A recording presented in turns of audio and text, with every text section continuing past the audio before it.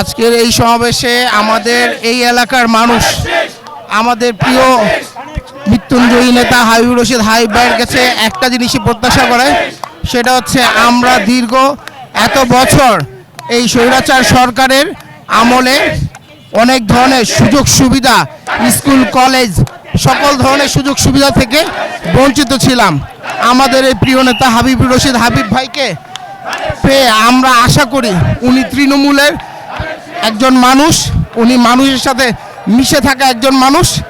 উনার কাছে আমাদের একটাই প্রত্যাশা, উনি আমাদের এই দুঃখ কষ্ট অনুভব করেছেন, অনুভব করতে পারেন, উনি উনার এই অনুভবকে কাজে লাগিয়ে আমাদের এই অঞ্চলে মানুষের সকল ধরনের পানির গ্যাস সমস্যা, জানেন সারা দেশে গ্যাসের সকল ধরনের সমস্যা সমাধানে উনি আন্তরিক হয়ে কাজ করবে, এটাই আমাদের উপর ওনার প্রত্যাশা। 1 নং ওয়ার্ড বিএনপি সাংগঠনিক সম্পাদক সুমন ভিয়া।